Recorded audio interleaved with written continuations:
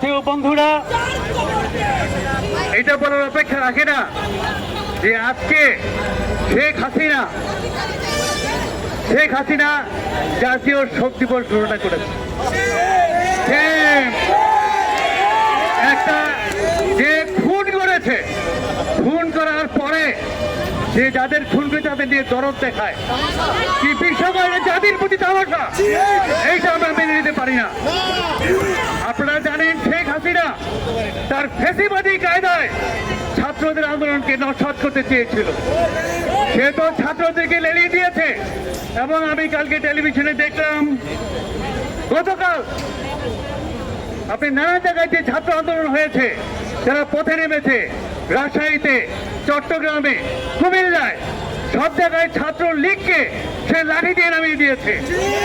দেখেন, তাহলে সে ফ্যাসিবাদী তার চরিত্র, এটা তার সবসময় থেকেছে এবং থাকবে। এবং শুধু তাই নয়, রাতের অন্ধকারে সে কারফিউ দিয়ে সে গণগ্রেফতার করেছে। সে যা করেছে এই কয়দিনে, সে বলেছে 150 মেরেছে, কিন্তু এইটা গণহত্যার সামিল। সে যা করেছে এইটা গণহত্যার সামিল। এরপরে শেখ হাসিনার ক্ষমতায় থাকবার কোন নৈতিক অধিকার নাই।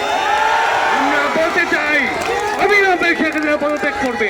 পদত্যাগ করার মধ্য দিয়ে সে যা এই ছাত্র হত্যা করেছে, সে শিশু মেরেছে, শ্রমিক হত্যা করেছে, তার দায়িত্ব নিয়ে তাকে সরে যেতে হবে এইখান থেকে। আমাদের শেষ কথা, সাথী ও বন্ধুরা, ঠিক আছে সাথী ও বন্ধুরা, এইটাই আমাদের শেষ কথা, যে এই তাকে পদত্যাগ না করা পর্যন্ত, ক্ষমতা থেকে অবসর করতে না পর্যন্ত আমাদের এই আন্দোলন থামবে না। ফ্যাসিবাদ ধ্বংস হোক, নির্বাচন। বন্ধুরা, আপনারা এখানে আসেন, আমরা